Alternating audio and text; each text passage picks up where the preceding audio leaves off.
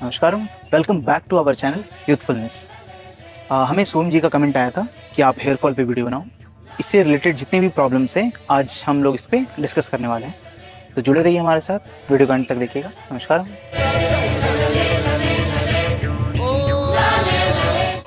बाल झड़ने के आपके कई कारण हो सकते हैं। कारण समझने से पहले हमें ये जानने की ज़रूरत है कि बाल किससे बने हैं। आपका बाल 95% प्रोटीन यानी कैरेटीन से बना है। रुकिए, अगर आपको लग रहा है कि आप सिर्फ प्रोटीन खाने से आपका सारा रिक्वायरमेंट पूरा हो जाएगा, तो ऐसा नहीं है। इसके बाल झड़ने के यानी बहुत सारे कारण हैं, उसमें से प्रोटीन भी एक है। तो चलिए वीडियो को स्टार्ट करते हैं। अगर आपके भी बाल झड़ रहे हैं तो उसके कई कारण हो सकते हैं। पहला है आपका डाइट में प्रोटीन की कमी से। एक ग्राम पर KG of body weight protein आपको डेली लेना चाहिए। यानी अगर किसी का वेट आपका 50 केजी है तो उसे 50 ग्राम एटलीस्ट प्रोटीन लेना चाहिए। प्रोटीन का मुख्य सोर्स है आपका दाल, चना, rajma, paneer, mix seeds, green vegetables, milk.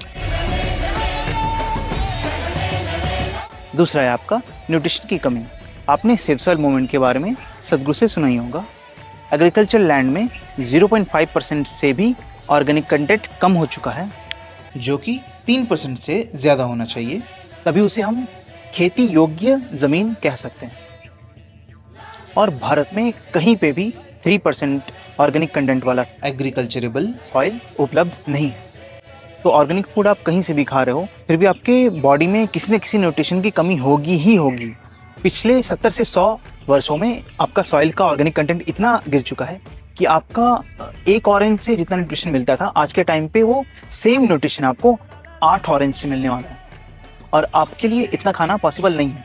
अगर आपको लग रहा है मैं 1 ऑरेंज और 8 ऑरेंज तो खा ही सकता हूँ, तो ऐसा नहीं है। अगर मैं आपका इसको कंपैरिजन करके बताऊँ तो आपके जो परदादा थे वो जितना खाना खाते थे एक दिन में, आपको ऑलमोस्ट 8 टाइम्स खाना पड़ेगा।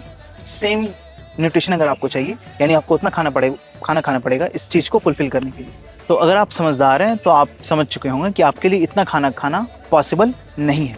तो आप सॉइल के लिए तो अभी इंस्टेंटली कुछ नहीं कर सकते हो, तो आप ब्लड टेस्ट करवाइए। जो भी आपकी न्यूट्रिशन की कमी आपको इसमें दिखती है, आप उसको खाने से अगर पॉसिबल है तो उसे फुलफिल करने की कोशिश करो, नहीं तो आपको सप्लीमेंट्स हो सकते हैं लेने पड़े। जनरली अगर आपके बाल झड़ रहे हैं तो हो सकता है आपके अंदर इनमें से कोई न्यूट्रिशन की कमी हो सकती है।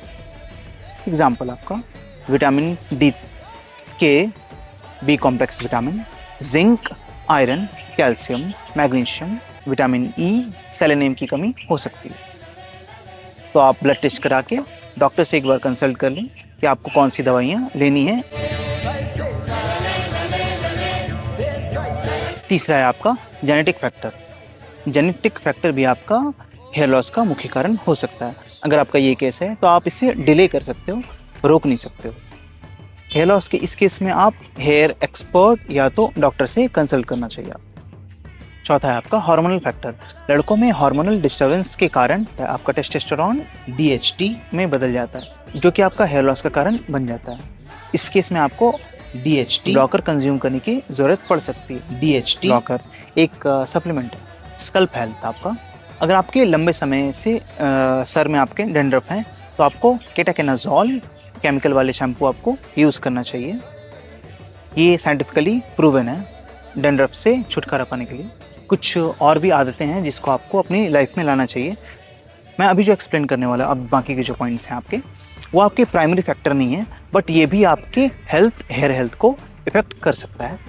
आपके सर पे जो ब्लड वेसल्स हैं वो बहुत ही पतले होते हैं। अगर आप अपनी लाइफ में फिजिकल एक्टिविटी को इंक्लूड नहीं करते हो तो समय के साथ साथ आपके बाल ही नहीं बल्कि आपका दिमाग भी कम शार्प हो जाएगा, यानी आपका दिमाग थोड़ा डल हो जाएगा अगर आप एक्सरसाइज नहीं करते हो।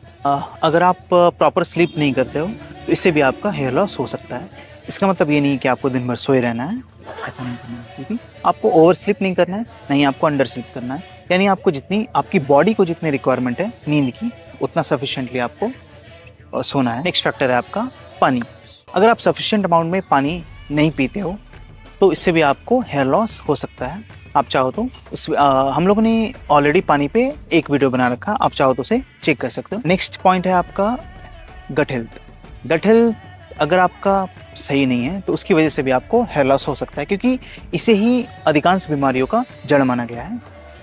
तो अगर आपको गट के बारे में पूरा कंप्लीट लेक्चर देखना है तो हम लोगों ने उसे भी डिस्क्रिप्शन में डाल दिया है। इसके बाद है आपका स्ट्रेस। अगर आप बहुत ज़्यादा स्ट्रेस लेते हो तो इससे भी आपका हेयर लॉस हो सकता है। एनवायरमेंटल फैक्टर है आपका लास्ट, आपका जिससे आप नहाते हो उसका पानी या फिर पॉल्यूशन, इन सब चीज़ों की वजह से भी आपका हेयर पे इम्पैक्ट आता है। इसलिए आपने ये ध्यान दिया होगा कि जो आपका मान लो हेयर लॉस यानी आपका अगर जेनेटिकल रीज़न से भी हो रहा है, तो अगर उनकी हेयर फॉल हुई होगी अराउंड 45-50 एज में, आपका वो हेयर फॉल थोड़ा पहले आपका आना स्टार्ट हो चुका है ऑलरेडी। आप देखोगे आपको 20s में आना स्टार्ट हो जाए आपका हेयर लॉस का, क्योंकि इसका मेन रीज़न, अगर मैं कंक्लूड करना चाहूँ इस वीडियो को, तो मेन रीज़न आपका सॉइल है, क्योंकि आपको न्यूट्रिशन प्रॉपर मिल नहीं रहा है। आपका न्यूट्रिशन यानी बॉडी, जो आपका पूरा बॉडी है, शरीर, वो सॉइल से ही बना है, यानी आप जो खाते हो उससे ये बनता है ये। अगर उस सॉइल में ही न्यूट्रिशन की कमी है तो आपके बॉडी में भी न्यूट्रिशन की कमी होगी ही होगी। इसलिए हमें सेव सॉइल करना बहुत ही ज़रूरी है। Save soil, let's make it happen. नमस्कारम, मिलता हूँ नेक्स्ट सेशन में, तब तक के लिए हमसे जुड़े रहिए।